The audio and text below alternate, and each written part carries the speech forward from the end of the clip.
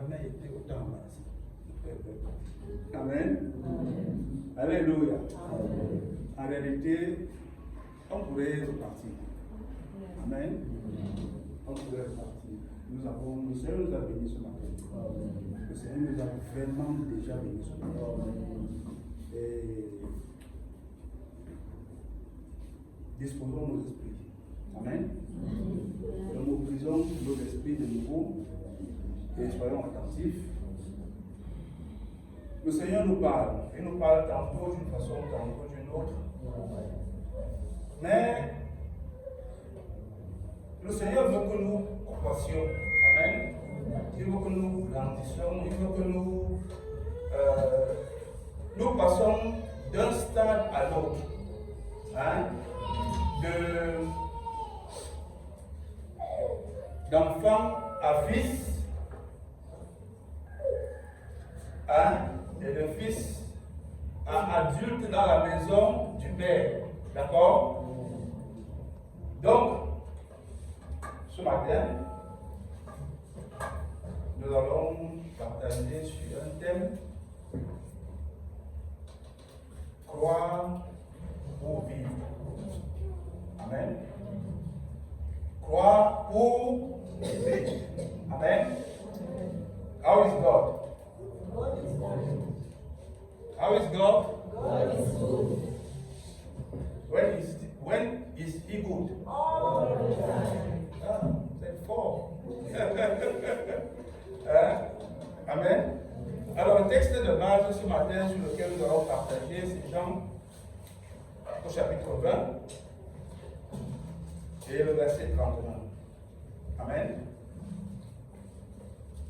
Mais ces choses ont été écrites afin que vous croyiez que Jésus est le Christ, le Fils de Dieu, et qu'en croyant, vous ayez la vie en son nom.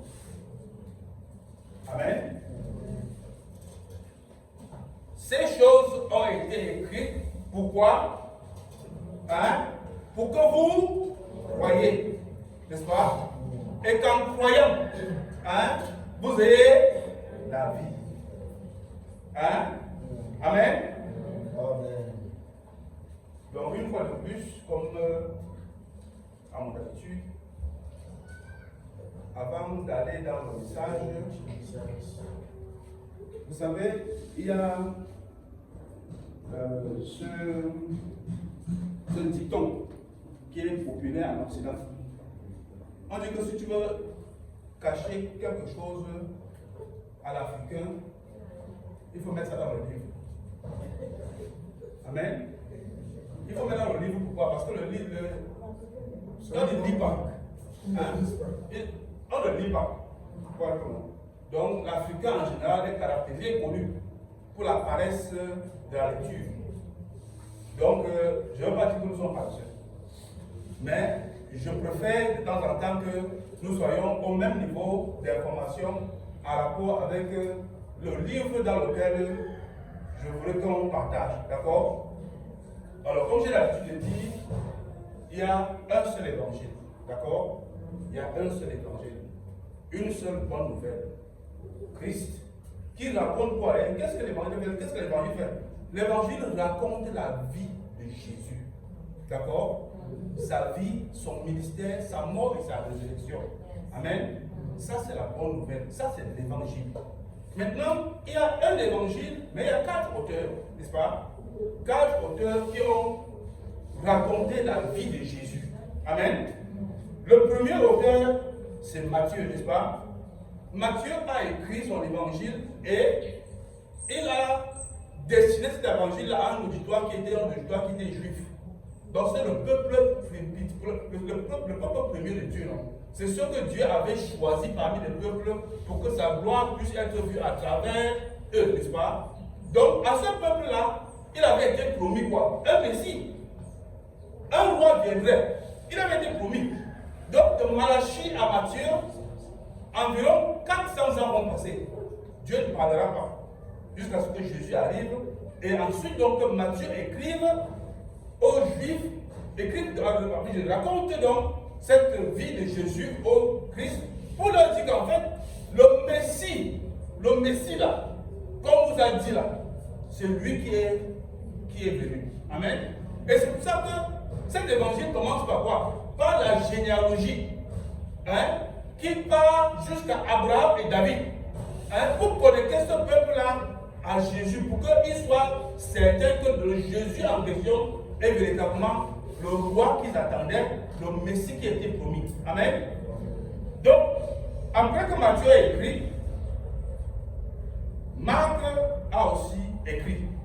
Et Marc a écrit l'évangile à destination des Romains. Amen. Ici, il présente Jésus comme quoi? Le serviteur souffrant. Pourquoi? Parce que l'église de cette époque-là était sous la persécution et il voulait encourager le peuple de Dieu à faire comment? À persévérer dans la croyance, à persévérer, à espérer. Parce qu'en fait, on promettait même aux chrétiens de faire le culte à Rome pour avoir la vie sauve. Donc, Marc leur écrit pour les encourager et dire non, persévérer. Et c'est un évangile qui est écrit sur la précipitation parce que Marc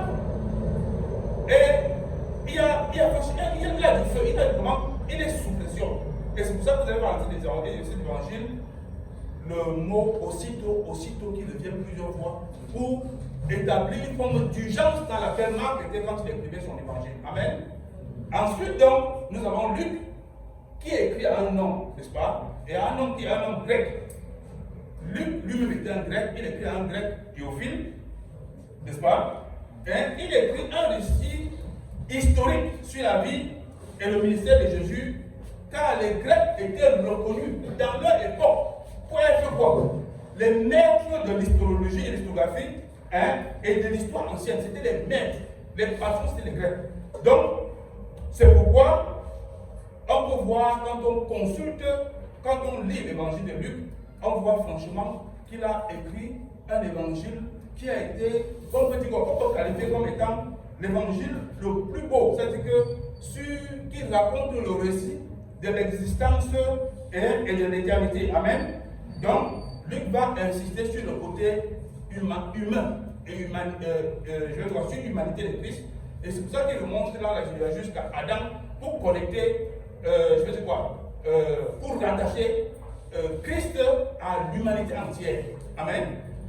Et nous avons donc enfin Jean qui va écrire, et Jean va écrire le dernier des évangiles parce que la Bible a été compilée dans sa version actuelle dans les années 100. Et c'est dans cette période, puisque les années 96, 97, après Jésus, que Jean va aussi écrire son évangile. Et Jean a écrit son évangile pourquoi? Jean a écrit son évangile parce qu'il fuit la persécution à Jérusalem et il va s'installer en Asie mineure, à Éphèse, la Turquie actuelle. Donc, Jean fuit donc, il va s'installer là-bas. Quand il arrive donc à Éphèse, où il s'est installé, il y avait l'église primitive qui était déjà là, qui fonctionnait. Et donc, je vais dire que c'était les églises qui avaient été fondées par Paul. Donc, et il va se trouver que la résurgence, la remontée au niveau des églises, des philosophies grecques, non pas des philosophies grecques, des philosophies gnostiques. C'est des philosophies qui étaient des fausses philosophies qui disaient que ce n'était pas possible que le bien qui est céleste soit, soit connecté à la chair et au matériel et à l'homme qui est mauvais. Donc il prenait comment dire, une séparation entre le ciel et la terre, entre le bon et le mauvais, entre la lumière et les ténèbres. Donc cette philosophie était présente dans l'Église et amenait beaucoup de chrétiens à régresser. Et même à l'apostasie, c'est-à-dire complètement à renier Jésus tout simplement. Donc, Jean va donc écrire sur cet évangile qui ne s'adresse pas fondamentalement à l'Église d'Éphèse en question, mais qui s'adresse aussi aux non-chrétiens, et qui s'adresse à l'église du monde, qui s'adresse à l'humanité tout entière. Pour faire quoi? Pour prouver deux choses. Une chose, c'est que Jésus est véritablement Dieu. Amen. Que Jésus est Dieu. Mais malgré le fait qu'il soit Dieu, mais Jésus a été homme. Donc Jésus est 100% Dieu, 100% homme. Amen. Donc il n'était pas concevable du point de vue de diagnostic qu'une femme, un être humain, puisse donner naissance à Dieu. Ça, c'est pas possible. Amen. Ce n'était pas possible, ce n'était pas compréhensible.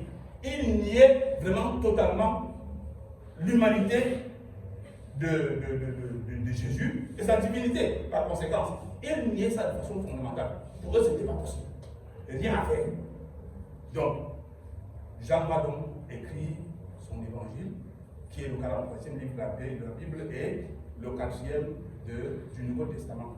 Il va donc l'écrire pour encourager les chrétiens et confirmer la divinité de Jésus.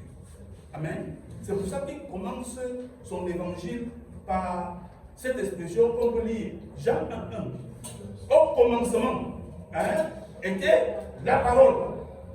C'est pour montrer ici là le côté faire valoir l'aspect incréé de Dieu.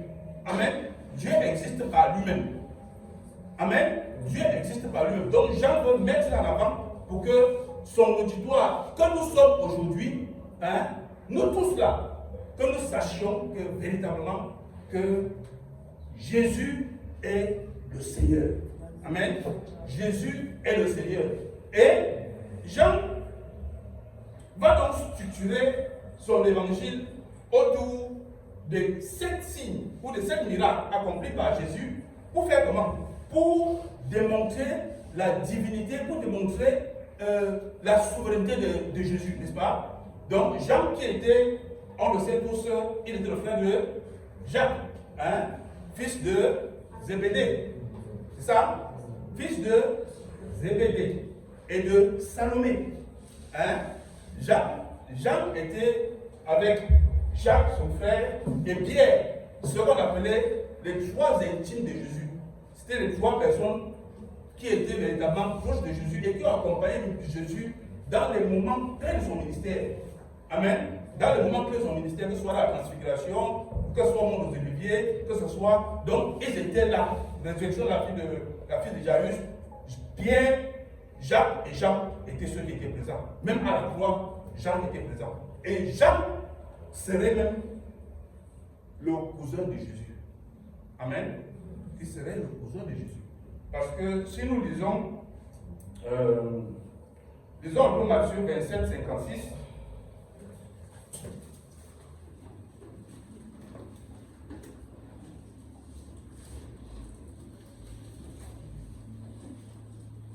Matthieu 27, 56.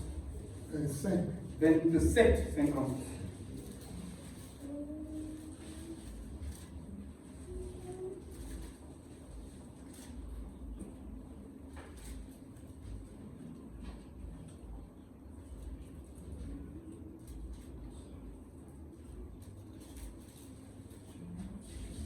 Parmi elles étaient Marie-Madeleine, Marie, mère de Jacques et de Joseph, la mère des fils de Zébédée. Amen. D'accord? Donc, on a par ce verset la preuve que Salomé et Marie étaient des sœurs, n'est-ce pas? Elles étaient des sœurs. Donc, Jean était le cousin de Jésus. Il était aussi le plus jeune des disciples. Jean était le plus jeune des disciples parce que quand il a été appelé, il était vraiment le plus jeune. Et puis on va voir tout au long de son récit que c'est celui que chaque fois, il était toujours collé sur Jésus, non? Comme un enfant. C'est lui qui était collé, il était plus sur sa poitrine. Donc c'était toujours lui, c'était Jean. Donc, et Jean, il a vécu, c'est le disciple de Jésus qui a vécu le plus longtemps. En plus, il a été condamné, il a allé à Patmos, où il a été banni pendant un moment là-bas. Et puis, il se raconte aussi que Jean a survécu à quelque chose de terrible.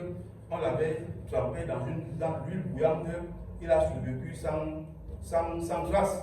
Donc Jean va vivre jusqu'à mourir l'ensemble. Donc, alors, bien aimé ce matin, je veux que pendant que le Seigneur nous accorde à tous le privilège d'être ici, d'être dans sa présence pour écouter, je veux que tu comprennes une chose, c'est que les raisons qui ont amené Jean à écrire cet évangile sont encore d'actualité aujourd'hui. Amen. Les raisons qui ont amené Jean à écrire son évangile sont encore d'actualité aujourd'hui. Amen. Que ce soit l'identité de Christ, que ce soit l'identité du chrétien, toutes ces réalités sont encore aujourd'hui contestées. Amen. Nous vivons dans la société où on est là, non? On dit que non. D'autres disent que Dieu c'est mon grand-père, Dieu c'est le grand qui est dans mon village. D'autres disent que Dieu c'est l'arbre, d'autres disent que Dieu c'est l'animal, d'autres disent que. Donc chacun est en train de discuter sa part de Dieu. Ne reconnaissons pas en réalité ce que Dieu a accompli à travers Jésus. Amen. Dieu a accompli à travers Jésus quelque chose de puissant pour nous restaurer avec lui, pour reconnecter l'homme à lui. Parce que la séparation a été accomplie dès le moment où le péché est entré dans le monde à travers le serpent, la séduction du serpent et Ève. Amen. À partir de ce moment-là, le mal est entré. Et la séparation avec Dieu a été quelque chose, une réalité. Donc du coup, Dieu a enclenché un plan de restauration, de connexion entre lui et nous. Pourquoi? Parce que Dieu est saint. Frère, bien aimé. Dieu est saint. Et Dieu ne peut pas, s'accommoder de ce qui n'est pas saint. Amen. La sainteté de Dieu ne pouvait pas cohabiter avec Adam pécheur. Amen. La sainteté de Dieu ne pouvait pas cohabiter avec Adam pécheur. Amen. On se comprend, non?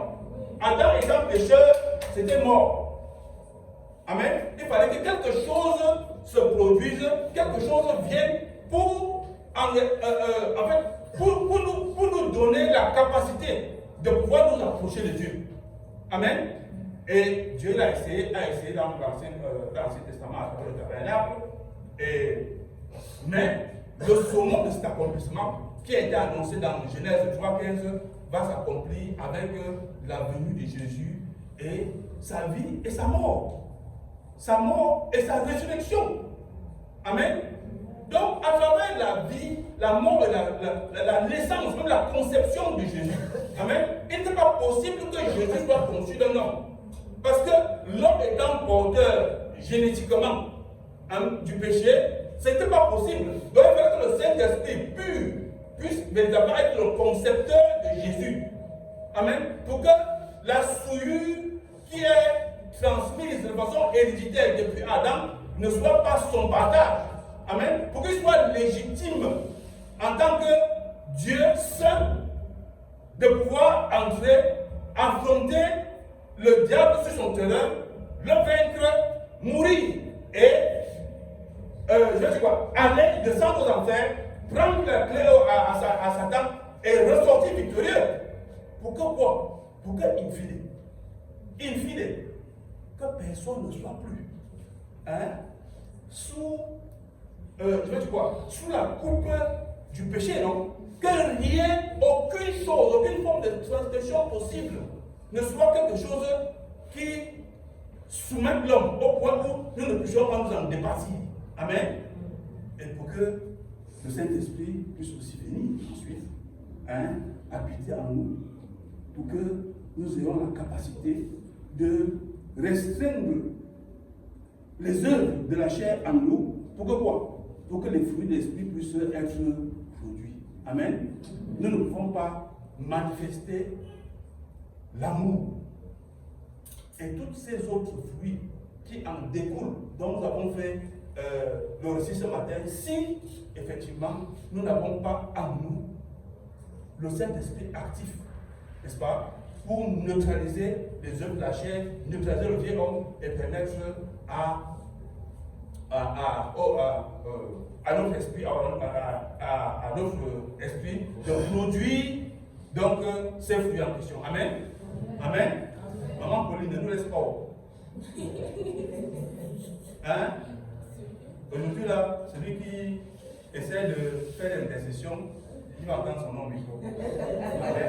Donc n'intercédez pas. N'intercédez pas. Je vous salue. Les intercessions seront dénoncées. Amen. Voilà Jésus. Amen. Amen. Donc, je disais donc que Jean va structurer son évangile autour des 7 miracles. Le premier miracle, c'est quoi? Les noces de Cana. N'est-ce pas? Il change l'eau en vin. Amen. Il change l'eau en vin, n'est-ce pas? Et c'est quoi? Là, Jésus va montrer sa puissance purificatrice. Amen. Il a la capacité de purifier. Hein, de prendre l'eau là, il laisse ça dedans. Amen. Il montre ça. Deuxième chose, hein, il guérit le fils de l'officier à distance. D'accord? Il n'a pas besoin d'être en contact avec le fils de l'officier pour il lui dit, l'officier lui dit, dis une parole. Hein? Dis. Amen. À travers cela, Jésus montre quoi? La puissance de la parole qui a été au commencement, qui peut encore agir aujourd'hui. Amen. Il le montre qu'il peut le faire. Donc cette puissance de la parole-là, qui était au commencement, elle est active encore aujourd'hui. Donc Jésus n'a pas besoin d'être ici. Amen. Il n'a pas besoin de marcher. D'abord, il est en nous. Amen. Il est déjà en nous. Et en plus, maintenant, nous avons la capacité de parler ou de convoquer. Amen. Sa toute puissance pour qu'elle se manifeste dans nos vies et dans nos circonstances. Amen. Il n'a pas changé. Il n'a pas besoin. Non, il est partout dans son omniscience, son omniprésence et son omnipotence. Il n'a pas de limite d'espace ou de lieu. Amen. Il n'est pas surchargé. Dans le téléphone, ce n'est pas mon téléphone qui est surchargé. Mais moi, mon téléphone dit que mémoire pleine, c'est aussi là. C'est la plus importante. C'est impossible. C'est impossible. Il a beaucoup, comme il agit maintenant là, il agit à Washington, il agit à Honolulu, il agit partout à un même moment. Amen. Donc, on a ensuite, comme troisième miracle, la guérison du paralytique, 38 ans. Le gars était paralysé. Il était là. Donc, quand Jésus le voit, il dit que moi là, je suis là. C'est même mort. Parce que chaque fois que l'eau va bouger, qui va me jeter là? Les gars vont déjà sauter depuis. Dans le cas de plus de 108 ans, il est là comme ça. Il est là comme ça. Une fois de plus, n'est-ce pas? Jésus a dit que quoi? Je suis venu pour faire comment? Pour proclamer la libération des captifs. Amen. La captivité du handicap là. Amen. Jésus a le pouvoir. Amen. Quelle que soit la situation de captivité dans laquelle tu te trouves. Amen. Quel que soit le temps que ça a mis. Bien aimé, je veux que tu saches ce matin que Jésus là, il n'a pas changé. Amen. Il a le pouvoir. Amen. De prononcer et de parler sur cette captivité et de couper cette chaîne-là. Amen. Et ça change. Amen. Amen. Donc la délivrance est une chose qui est un bénéfice, un avantage pour les enfants de Dieu que nous sommes. C'est notre privilège. Amen. Un enfant de Dieu n'a pas le droit de dire qu'il est là, il est soumis par quelque chose, ou bien il est enchaîné par quelque chose. Ça ne peut pas exister. Ça ne doit pas exister. Amen. Ça ne doit pas exister. Rien ne doit t'enchaîner. Amen. Amen. Le nom de Jésus. Oh non. À l'évocation, à la prononciation du nom de Jésus, tout genou fléchit. Amen. Il n'y a pas. C'est un tout qui est inclusif. Ce n'est pas un tout qui exclut autre chose. Tout. Tout fléchit. Amen. Donc même nos circonstances là, elle fléchisse. Amen. Amen. Nous avons ensuite comme quatrième miracle quoi? La multiplication du pain, n'est-ce pas? Amen.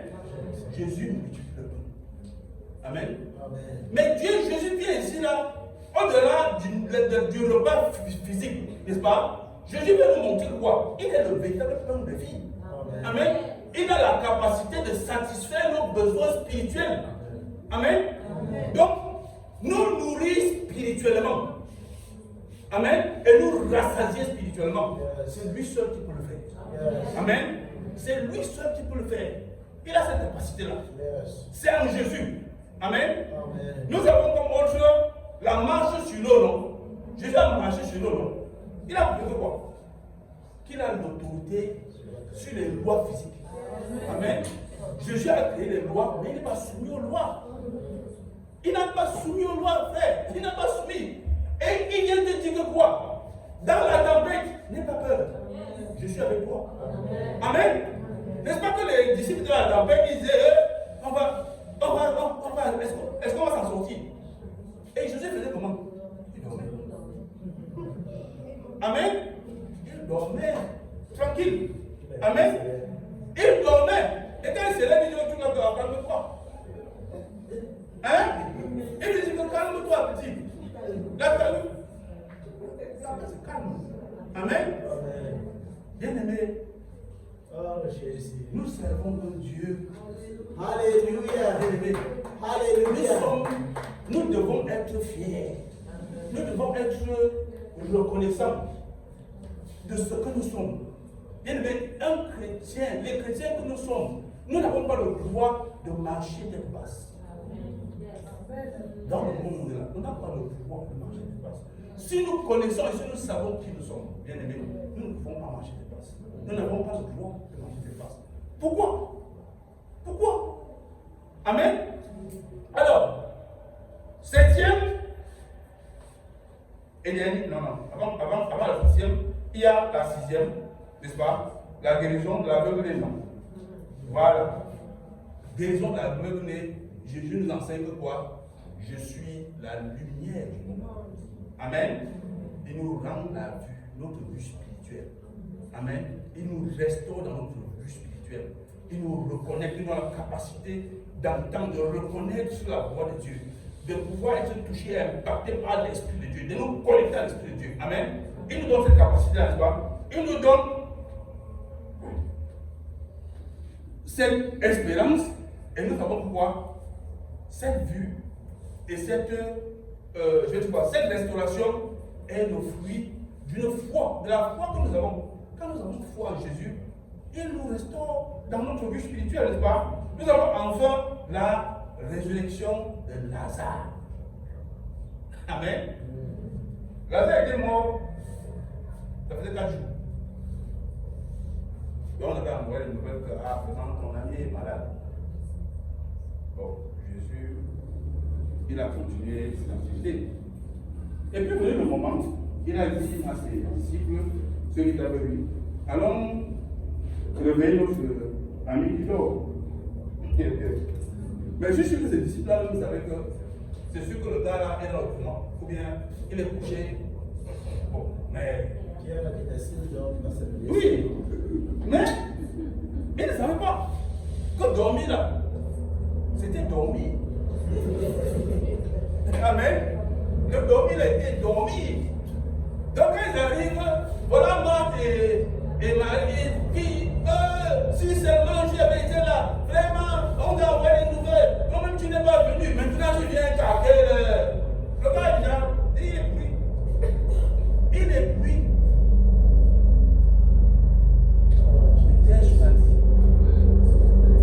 Amen.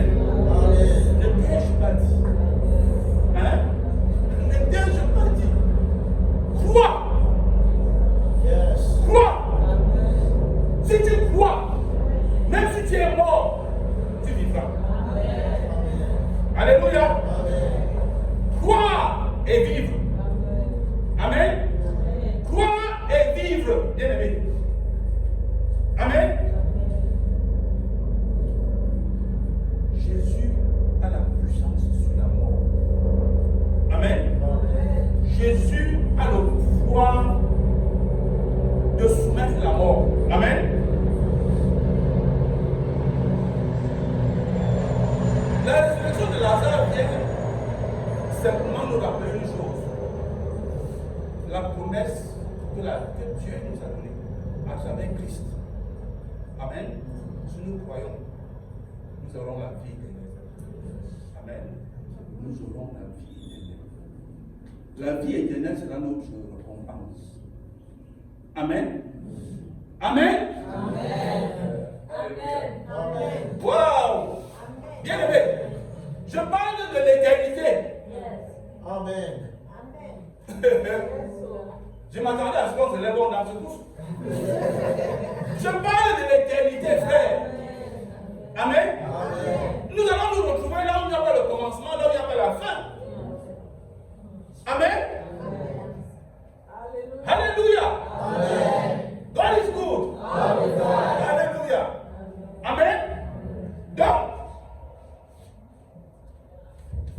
voilà les 7 miracles autour desquels Jean structure son évangile. Et quand tu le fais, bien aimé, au sortir de l'étude de ce livre ou du parcours de cet évangile, on ne peut être que certain d'une chose. Jésus est Dieu. Amen. Jésus n'est pas simplement Dieu, mais si nous croyons en Jésus, amen, nous aurons la vie. Et nous n'aurons pas simplement, on n'aura pas n'importe quelle vie.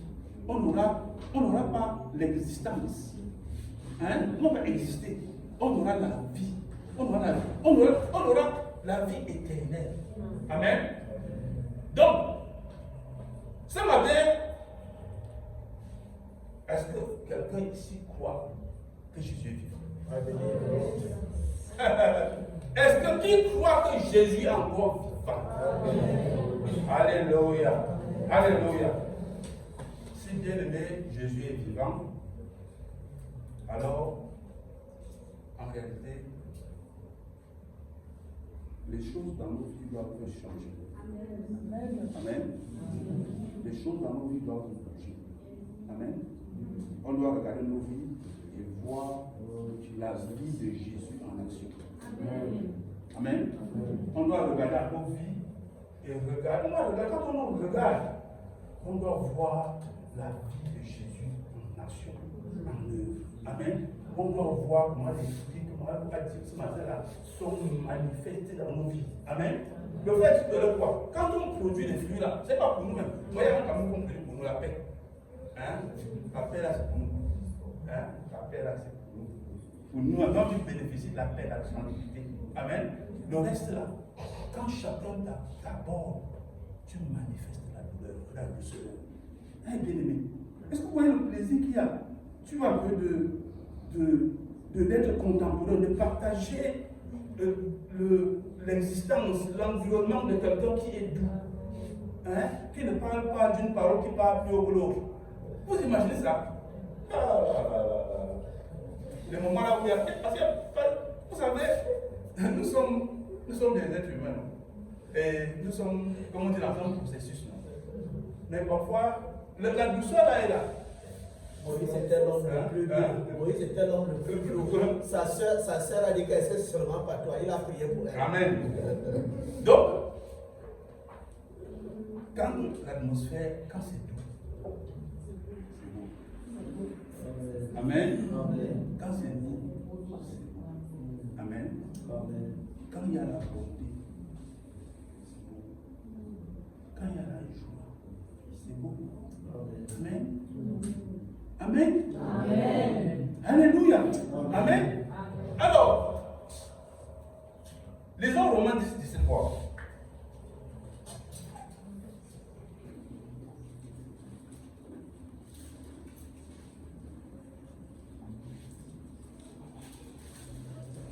Romains 10, verset 17. Ainsi, la foi vient de ce qu'on entend, et ce qu'on entend vient de la parole du Christ. Amen. La foi dont nous avons besoin pour vivre, hein, elle vient de quoi? De ce qu'on... Et ce qu'on entend vient de... Alors, Christ nous a parlé pendant ce jour parmi nous, il nous a parlé, il nous a il a délivré beaucoup de sermons. Et il nous a enseigné même le type de leadership qu'il souhaite que nous manifestons, non? Hein? Il a su, Jésus nous a enseigné le type de leadership qu'il veut, non? Il veut que quoi? Il a enseigné quoi? Le leadership serviteur. Amen. Lui, Jésus pouvait laver les pieds de ses disciples, non? Et il a dit que quoi? Celui qui veut être grand. Hein? Amen. Que celui qui veut être grand, qui pense comment? Amen. Donc ça c'est le type de leadership que Christ nous a appris et qu'il nous a laissé, que nous devons respecter. Ce n'est pas une histoire de ce que moi je suis grand, je ne suis pas destiné à laver le sol de l'église quand il y a des Juliens. Donc moi parfois je dois laver le sol, c'est l'importance quand je fais. Donc ce n'est pas une question des autres, c'est pas une question, donc si nous voulons être grands, nous devons être comment? Serviteurs. Amen. Et à Genèse à Mission, on dit que quoi? Il y a une valeur qui dit quoi? Faire, puis enseigner. Amen. Faire et puis enseigner. Tu ne dis pas que mets-nous sur la serpillère. Nous c'est bien. Mets-nous sur la clé. Commence là-bas. Non. Tu prends, tu fais, et ensuite tu te recules, tu dis, est-ce que tu peux faire comme j'ai fait? Amen. Ça, c'est le leadership que Christ nous a appris. Amen. Donc, la foi vient de ce que nous avons entendu. Et ce que nous avons entendu vient de ce que. Donc, la foi, ce n'est pas le produit des émotions. Amen. Ce n'est pas le produit de nos émotions, non. Donc, elle vient de la parole de Dieu. Ce matin, j'ai intitulé le message ici. Croire pour vivre. Amen. Croire pour vivre. Alors la question, comme on se posait légitimement, on va croire en quoi et en qui? Amen. Cette question, elle est légitime, n'est-ce pas? Mais nous devons croire en Christ. Amen. Nous devons croire en Christ. Qui est le Christ? Le Messie. Hein? Celui qui avait été promis, l'homme de Dieu. Amen. Celui qui n'a pas considéré son trône. Amen. Mais qui a obéi. Amen. Jusqu'à venir sur la terre. Jusqu'à faire comment? Aller mourir où? À la croix. Comme un bandit. Cette mort-là était destinée aux brigands. Cette façon de donner la mort. Pendant la période des Romains, pendant le règne des Romains. Amen. Et une petite parenthèse. En réalité, dans le processus qui va amener à ce que Jésus arrive, Dieu dans sa souveraineté avait déjà annoncé, comme ça s'appelle les prophètes, la façon avec laquelle le prophète, le Christ allait être mis à mort, n'est-ce pas? Donc, il a fallu donc que les différentes empires qui ont dominé dans le monde, que ce soit les Perses, les Médo-Perses, les Grecs, passent jusqu'à ce que arrive le moment des Romains. Parce que c'est les Romains qui mettaient les gens à mort de cette façon-là. Donc, quand les Grecs sont arrivés et qui ont fait la domination du monde, Christ est arrivé pour qu'effectivement la promesse et la parole s'accomplissent. D'accord? Il a obéi jusqu'à la mort, jusqu'à la croix. Il a obéi. Il a fait pourquoi? Simplement parce que le projet de Dieu était je vais dire quoi? D'arrêter cette séparation qui s'est produite avec les hommes et les biens les plus précieux que nous sommes. Amen. Quand la séparation s'est produite, c'est quelque chose qui a attristé fondamentalement le cœur de Dieu. Dieu n'était pas content de cette histoire. Il n'était pas content. Dieu n'était pas vraiment à l'aise avec cette situation-là. Et Dieu donc a mis sur pied son plan de restauration qu'il a implémenté depuis l'appel d'Abraham jusqu'à ce que Jésus ne vienne et ne donne sa vie et ne soit crucifié. Amen. À partir de là, cette jonction a été de nouveau accomplie, n'est-ce pas? Et désormais, comment? Il dit que quoi? Il dit que si nous croyons, qu'est-ce qui va se passer? Il va venir à nous. Non seulement il nous pardonne, il nous justifie, il pardonne nos péchés, mais il vient et il fait comment? Il habite en nous. Amen. Donc nous ne sommes plus séparés de Dieu parce que Dieu est désormais partie présente, je dis pas, partie prenante. Merci. Dieu est désormais partie prenante de notre personne. Amen. Cette séparation n'est plus. Dieu est désormais en nous. Notre corps devient l'habitation. Amen. L'habitation du Dieu. C'est glorieux, n'est-ce pas? Donc, en réalité, nous n'avons pas de raison, frère. Il n'y a pas de raison. Nous avons le Saint-Esprit. C'est un privilège, la nouvelle alliance. Les anciens n'avaient pas ça. Oui, ça venait sur eux. Oui. Non, non, Dieu était dans la maison. Dieu était dans le tabernacle et dans le lieu très saint. Et c'est là-bas que le souverain sacrificateur partait le rencontrer pour faire les rites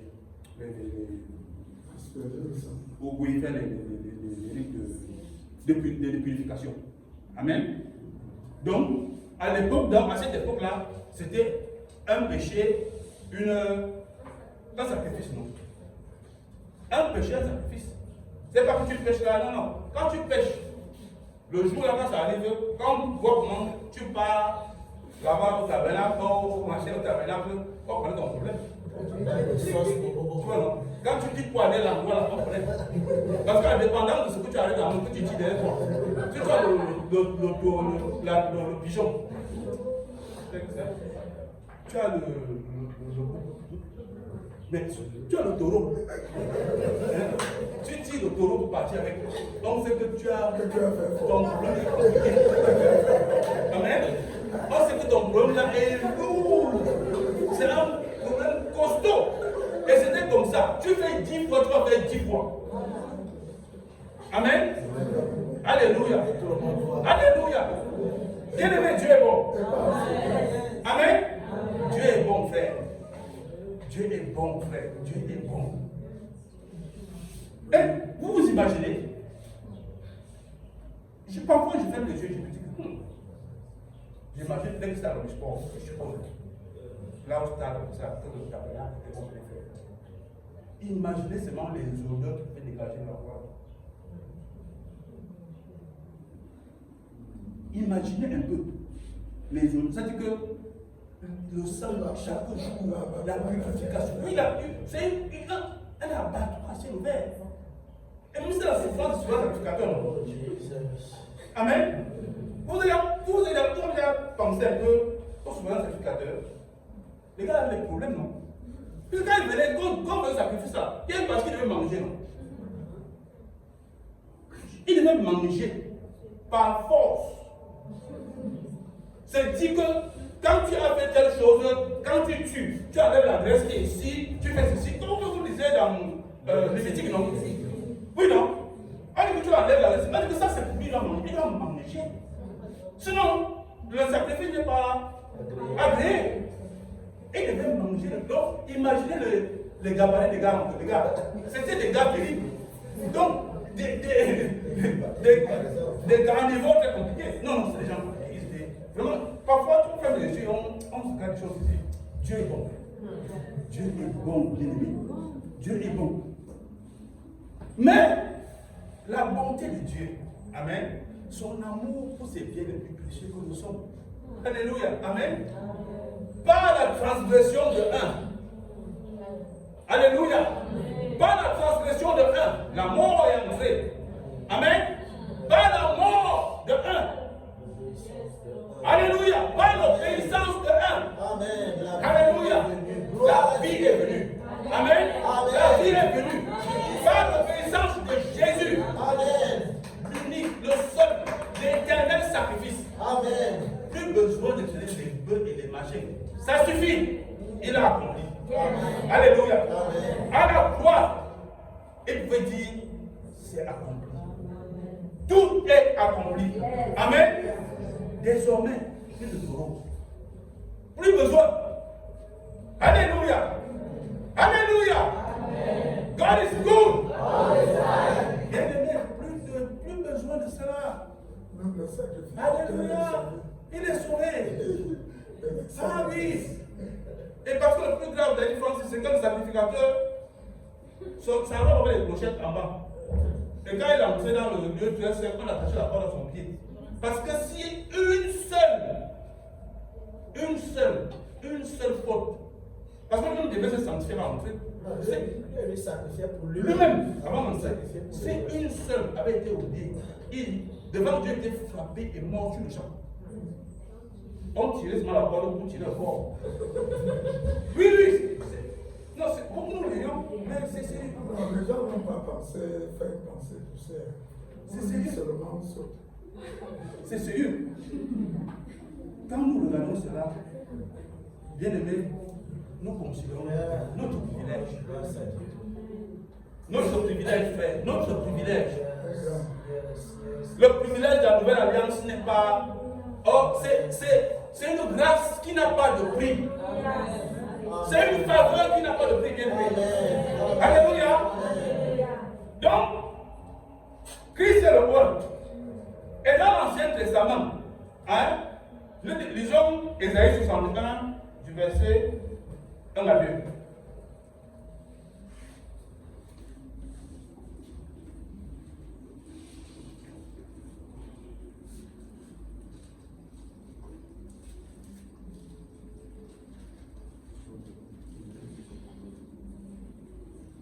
Ésaïe 61, verset 1 à 2. Oui. L'Esprit du Seigneur est sur moi, l'Éternel est sur moi, car l'Éternel m'a oint pour porter de bonnes nouvelles aux malheureux. Il m'a envoyé pour guérir ceux qui ont le cœur brisé, pour proclamer aux captifs la vérité et aux prisonniers la délivrance. Amen. C'est Ésaïe qui l'a dit, n'est-ce pas? Lisons Luc. Luc. Verset 2. Oui. Verset 2. Pour publier l'année de grâce. Amen, oui. Les jours de vengeance de notre Dieu, pour consoler tous les affligés. Amen. Ne nous laisse pas, ma soeur. Ne nous laisse pas. Donc, lisons Luc 4, 18.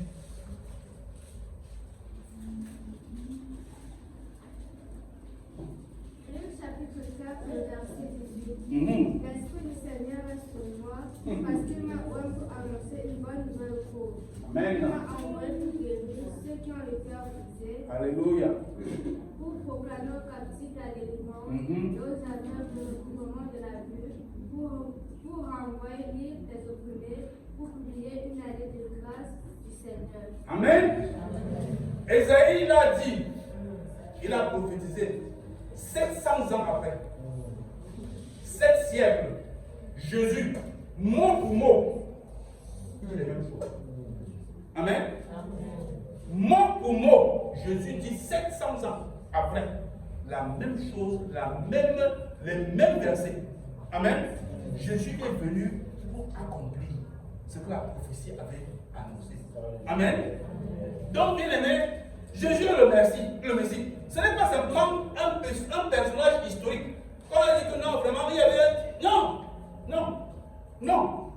Il est le Dieu vivant. Amen. Et encore aujourd'hui. Alléluia. Amen.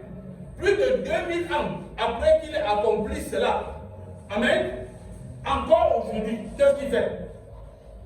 Il sauve encore. Amen.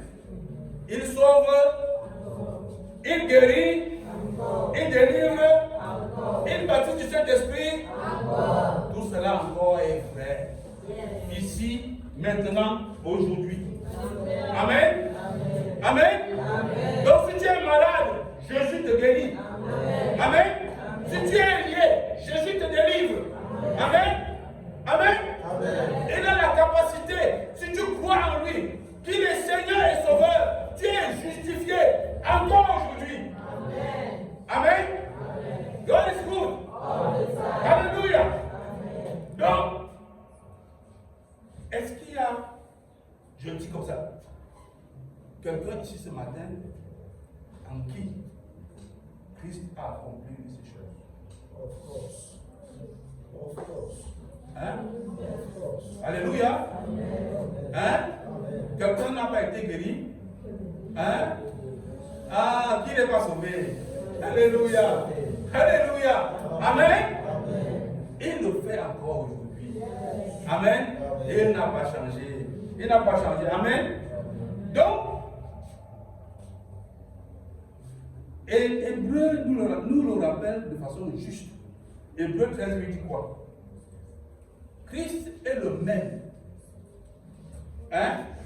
Hier, aujourd'hui, il n'a pas changé. Amen. Donc ce qu'il pouvait proclamer dans le temple à Jérusalem, là, ce qu'il pouvait se tenir, dire là, il a déroulé le rouleau. Ce qu'il pouvait dire là, la même chose aujourd'hui, il accomplit. Amen. Amen. Donc, nous avons juste besoin de faire comment? Amen. Nous avons besoin juste de croire. Croire pour vivre. Croire que Jésus est le Fils de Dieu, bien-aimé. Jésus n'est pas seulement le Messie, ni le prophète, il est le Fils de Dieu. Et Jean 1,1 dit, au commencement était la parole. Et il dit 1,14, et la parole s'est fait chair. Hein? La parole s'est fait chair. Donc la parole qui était au commencement, elle est devenue 100% humain. Amen. Donc il a pu vivre physiquement. On n'a pas vu. Parce que les gnostiques, les philosophes, Dieu dit que non. Il dit que Dieu, que ce qu'on voit, que c'était Jésus là, que c'était un fantôme. Que vraiment, c'était pas que ça, c'est pour eux. Oui, les gnostiques disent ça. Et la raison pour laquelle cet évangile est écrit, c'était pour contrer ce que ces gens-là disaient. Ils disaient que non. Dieu, saint, il vient dans le corps de l'homme que nous on est là. Non, c'est pas possible. Amen. Donc, bien aimé, un homme ordinaire ne peut pas accomplir ce que Jésus a accompli. Amen. Un homme ordinaire ne peut pas le faire. Amen. Un homme ordinaire ne peut pas sauver l'humanité, n'est-ce pas? Amen. La seule personne qui a cette capacité-là, la seule et unique personne qui a cette capacité-là, c'est Jésus. Amen. C'est Jésus. Jésus seul. Il n'y a pas deux. Il n'y a pas deux possibilités. Tu veux être sauvé, tu aspires à la vie éternelle, tu crois en Jésus. Amen. Il n'y a pas deux possibilités. Amen. Et il dit que quoi? Jean 14, 6. Je suis le chemin, la vérité et la vie. Et le verset termine comment? Il dit que nul ne peut. Amen. Il a dit que nul ne peut aller. Non, il ne peut venir. Hein? Amen. Est-ce qu'il a dit que nul ne peut aller au Père? Non. Il est le chemin, la vérité et la vie. Nul ne peut venir au Père parce qu'il est dans le Père est en lui. Amen.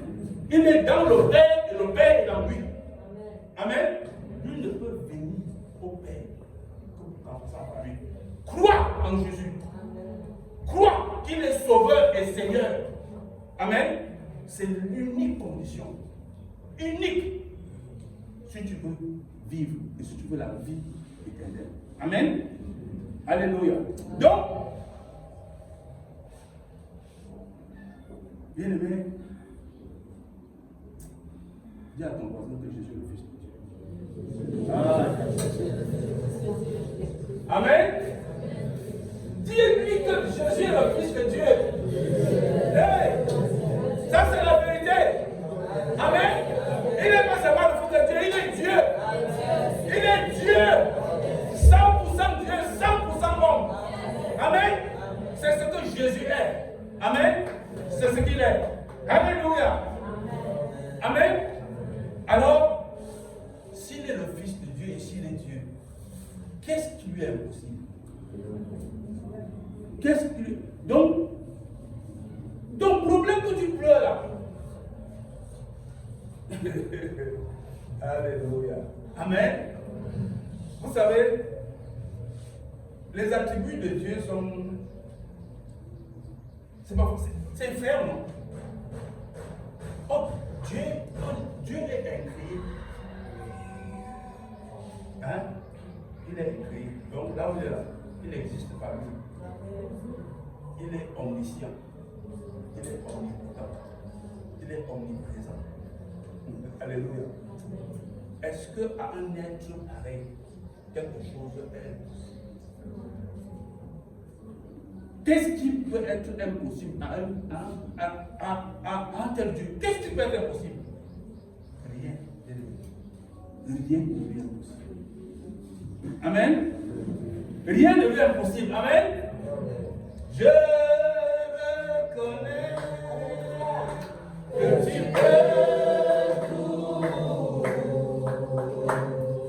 et que rien ne t'est impossible. Je reconnais, Yahweh, que tu peux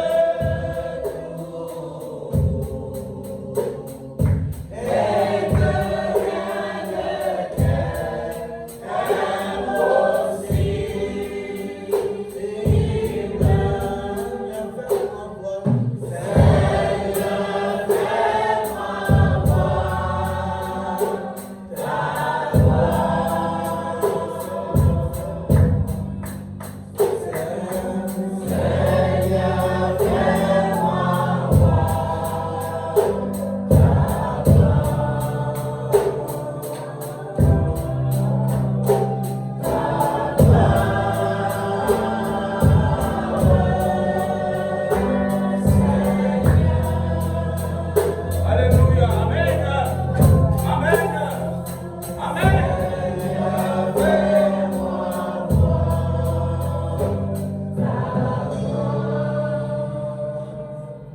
C'est une confession de cœur. Amen. Ce n'est pas simplement quand que nous chantons. C'est vraiment une confession de cœur. Amen. Alors lisons Matthieu 28, 18. Qu'est-ce qu'il nous dit?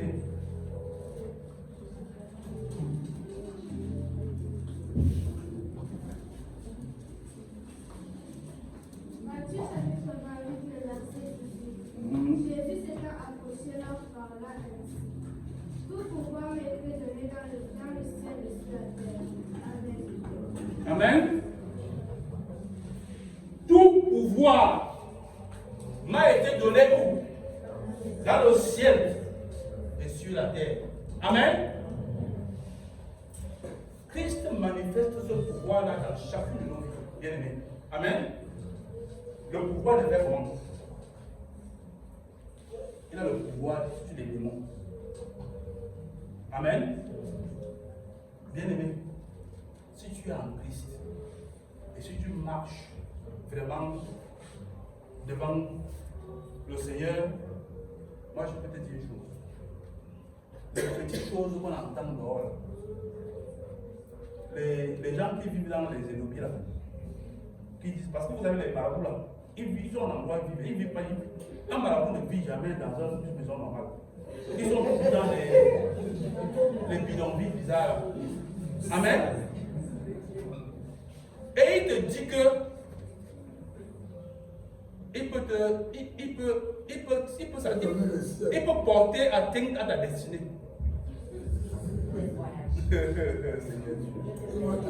Alléluia. Il dit qu'il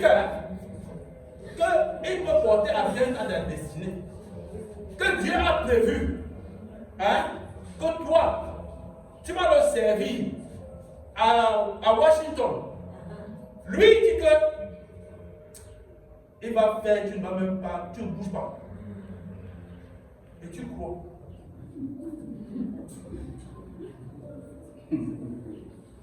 Alléluia. Et tu crois. Et tu as peur. Et tu as peur.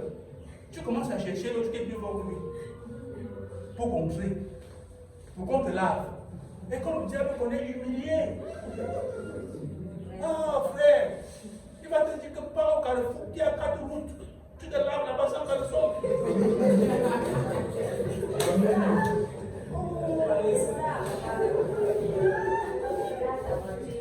Oh non. Le diable est méchant, frère. Le diable est méchant, bien aimé. Il t'humilie.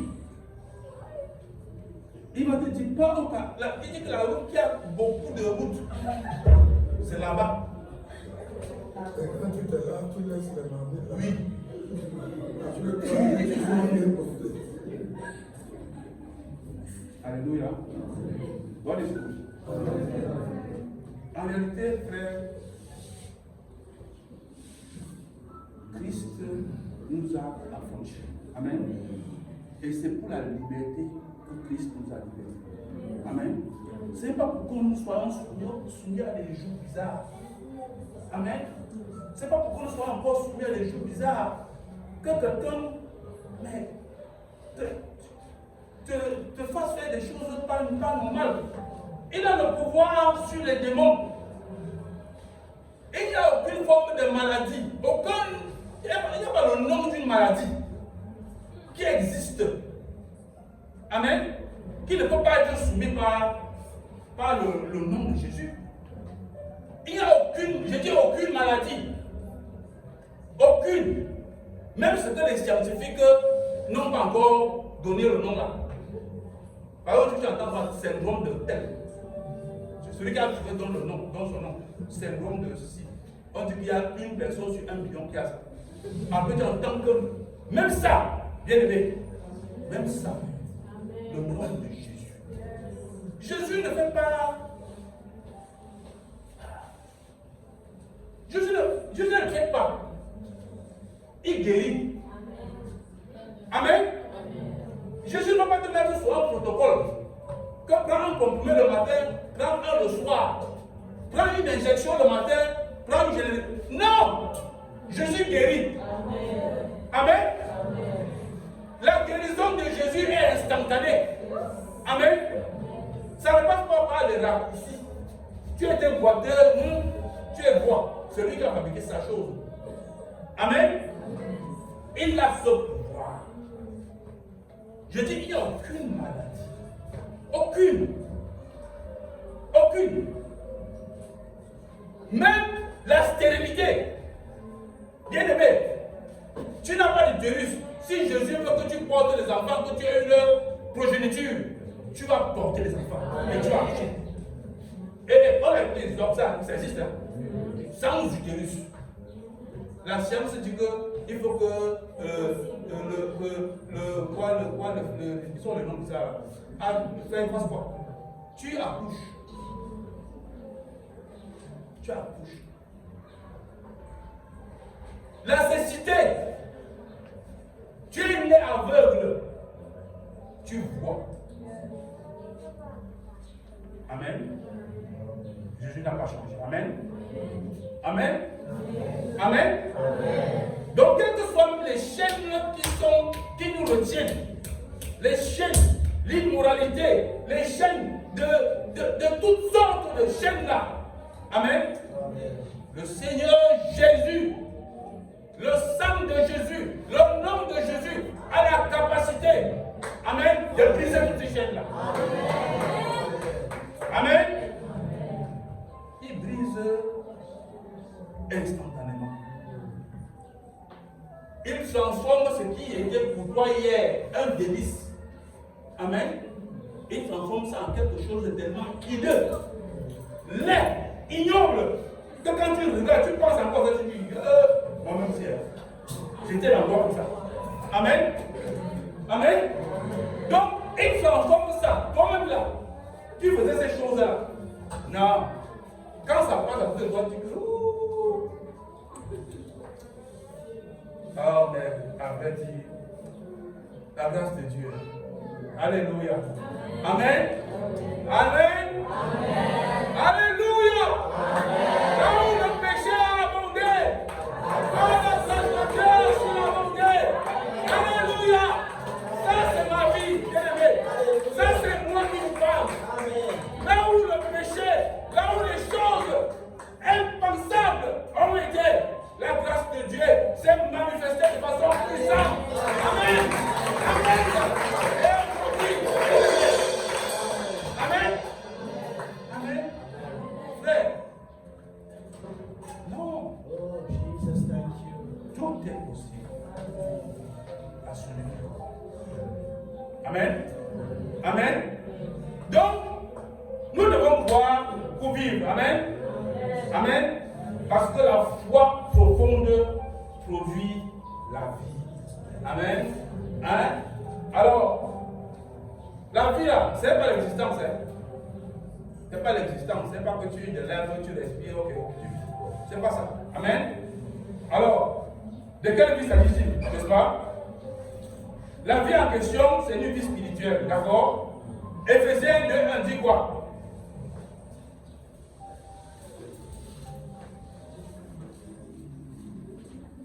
Éphésiens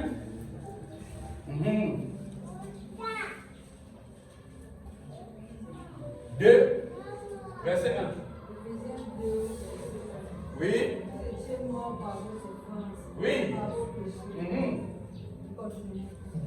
Hein? Vous étiez comment? Mort et vos péchés. Mais aujourd'hui, amen, vous avez été fait comment? Ramené comment? À la vie. Par quoi? Par Jésus. Amen. Par Jésus. Amen. Nous étions morts. Aujourd'hui, nous pouvons nous revendiquer d'être vivants. Amen. Amen. Donc, Jésus va ressusciter les âmes qui étaient perdues pour les restaurer et les introduire dans une nouvelle vie. Amen. Dans une nouvelle vie. Une vie qui n'est pas faite de culpabilité. Amen. Une vie qui n'est pas faite de cachotterie. Amen. Le mensonge est difficile, hein? Ouh, frère. Quand vous devez mentir, c'est dur. Parce qu'il faut que tu te rappelles la première version. Ouais, non. La première version. On te dit que tu étais où là? Ah, non, j'étais avec des amis là. On s'est arrêté là pour poser, machin. Ok. Une semaine après. L'autre jour, je j'étais encore où là? J'avais dit quoi? Mais tu m'avais dit que tu étais chez ton ami, non? Tu es sûr que ça répète. Amen. C'est la souffrance, frère. Amen. Alléluia. La vie en abondance, n'est-ce pas? Jean 10 nous dit quoi?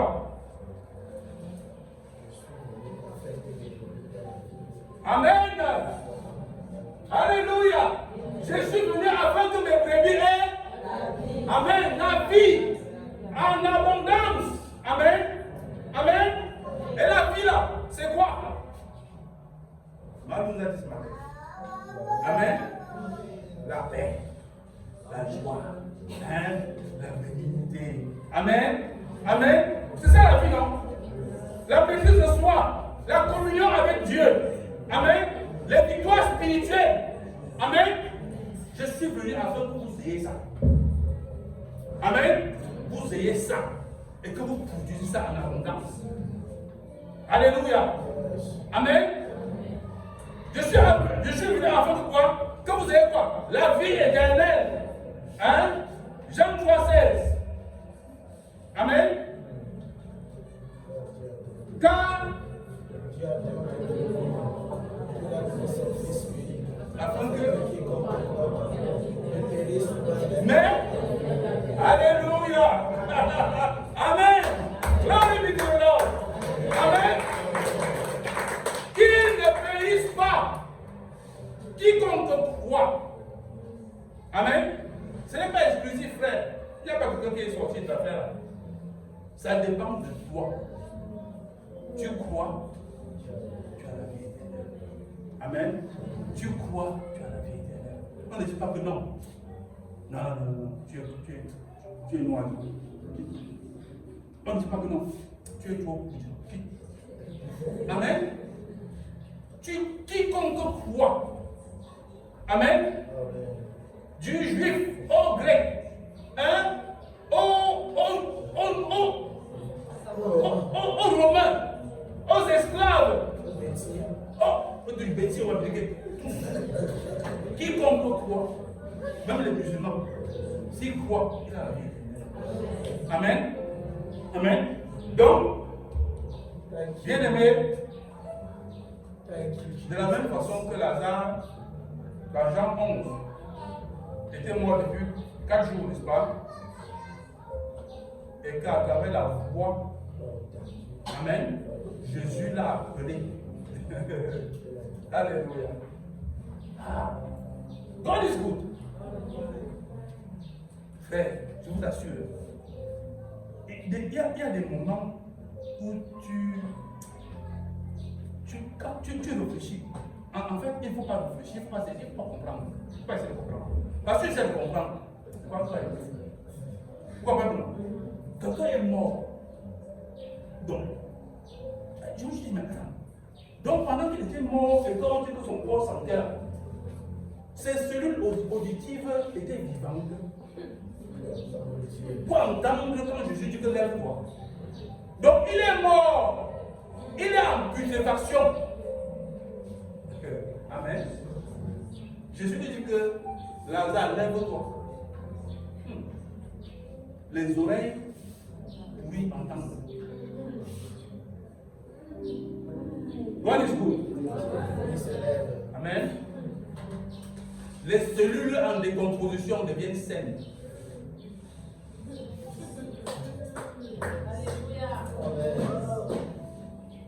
Les poumons en décomposition redeviennent sains. Le cœur en décomposition se remet à battre. Le sang coagulé recommence à circuler. God is good.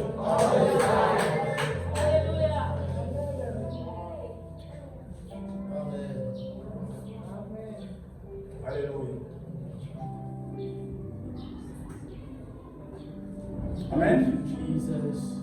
Que pendant le capsule, il ne mangeait pas. Il était enterré dans notre frère. Il sort de la tombe avec le ventre plein. Il était mort. Il était mort. Il était au tombeau dans mon frère.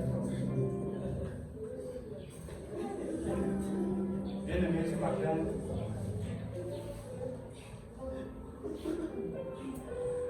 je voulais simplement Thank you, quelqu'un Jesus.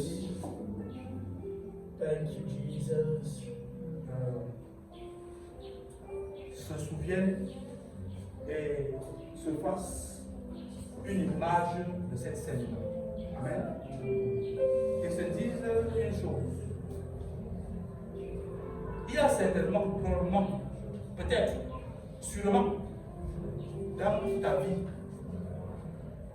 une situation que tu crois désespérer. Amen. Il y a une situation où tu crois comment? Que tu crois mort d'une situation. Amen. Peut-être que ton ménage, tu dis qu'il n'y a plus moyen. C'est seulement le divorce qui est bon. Le tout, c'est la nuance, c'est pas. Amen. La paix, si, non. Je ne veux même plus voir ta tête. Amen. Peut-être que tu es à ce niveau-là. Peut-être que tu as un enfant que tu ne comprends pas. Tu le regardes, tu te dis, oh, est-ce que c'est mon enfant? Peut-être. Amen. Souviens-toi que Lazare est ressuscité. Amen. Souviens-toi que Lazare est ressuscité. Amen. Souviens-toi que Jésus, par sa voix, a appelé à la vie Lazare, qui était mort 4 jours et enterré. Amen. Ta situation là, ta situation là, n'est pas comparable à cette situation. Elle est certainement moins que cette situation. Amen. Amen. Crois. Amen. Crois. Crois en Jésus. Crois que Jésus est la résurrection de la vie. Crois que Jésus est Seigneur. Crois que Jésus est le Sauveur. Crois. Et ce qui était mort, certainement, assurément, va le prendre vie. Alléluia. Ce qui était mort va le prendre vie. Amen. Aujourd'hui encore, Jésus donne la vie. Amen. Quiconque croit en Jésus peut encore voir les situations de sa vie être ressuscitées. N'est-ce pas? rien n'est définitif. Rien n'est définitif. Rien n'est définitif. Amen. Donc, frère, dis à ton voisin, je recevrai la vie au nom de Jésus. Alléluia. Je recevrai la vie au nom de Jésus. Pas n'importe quelle vie. Alléluia. Je recevrai la vie au nom de Jésus. Amen. Je crois. Je crois. Alléluia. Ce matin, si tu es ici et tu ressens que ta foi est faible, peut-être ton corps est fatigué, tu viens à l'église tous les dimanches, peut-être tu te rends compte que la connexion, la communion avec Dieu, ce n'est pas vraiment ça. Amen. Je te dis ce matin, Dieu a la capacité de te redonner la vie. Amen. Dieu a la capacité de te redonner la vie. Amen.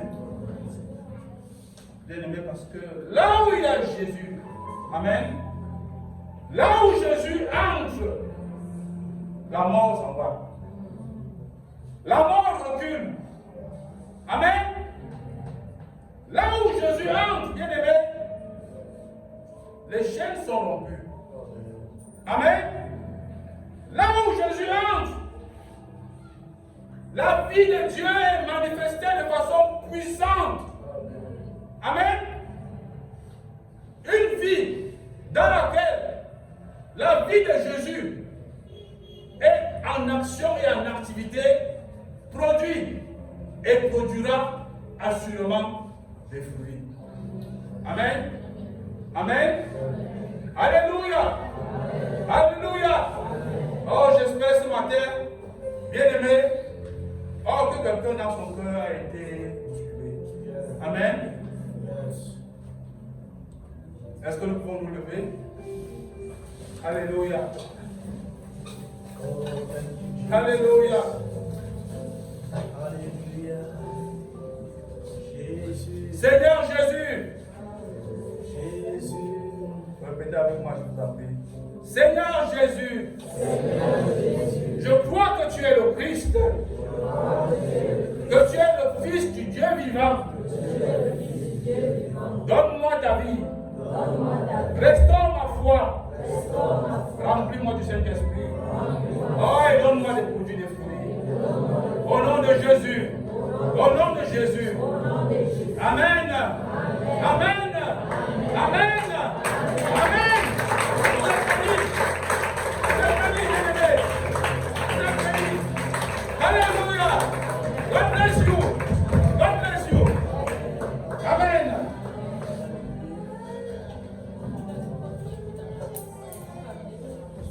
Damaris, ok. Alléluia. Allez, ok. Damaris, elle est là. Oh, combien?